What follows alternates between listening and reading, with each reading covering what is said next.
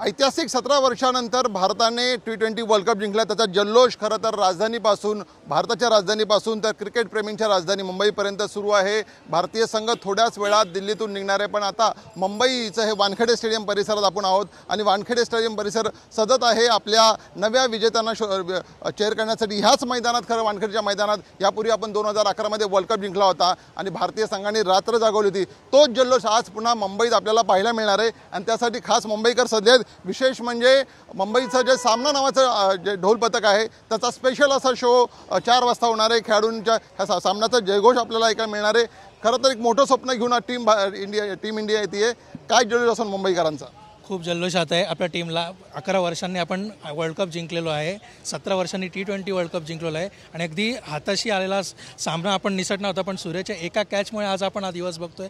खूप आनंदात आहे, खूप जल्लोषात आहे। पण खरं तर गणपतीसारखं वातावरण, गणपती मिरवणुकीसारखं वातावरण मुंबईत यायला लागलेलं आहे। खास सामनाचा ढोल पथक आहेत, हा ताशाचा गजर आज गजरणार आहे। काय तुमचा शो असणार आहे? काय तुमचं आज जल्लोष असणार आहे?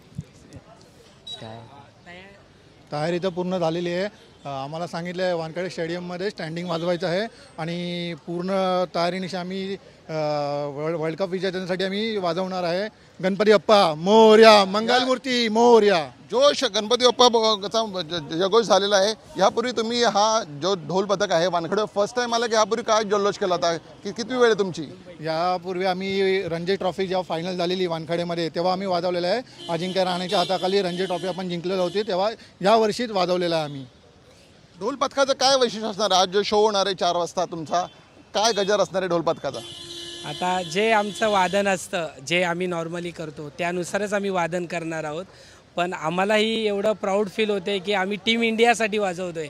हे आमच्यासाठी एकदम, आज आम्हाला सकाळी 10 वाजता कॉल आलेला आहे आणि आम्ही लगेच तयारी करून आमची मुलं ऑफिसवरनं हाफ डे टाकून सुट्ट्या घेऊन इथे येत आहेत फक्त टीम इंडियासाठी। बाकी आमचं कोणतंही काही म्हणजे आम्हाला आता शब्द कमी पडत आहेत हे सगळं बोलण्यासाठी, पण बस टीम इंडिया जिंदाबाद। टीम इंडियासाठी मुंबईचं ढोल पथक सज्ज झालेलं आहे आणि वानखेडे पूर्णपणे टीम इंडियाचं स्वागत करण्यासाठी सज्ज होत आहे।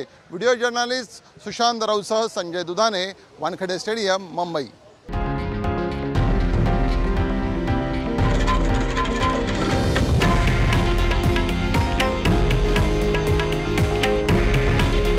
हे आहे देशातील नंबर 1 न्यूज नेटवर्क आणि आपण पाहत आहात TV9 मराठी।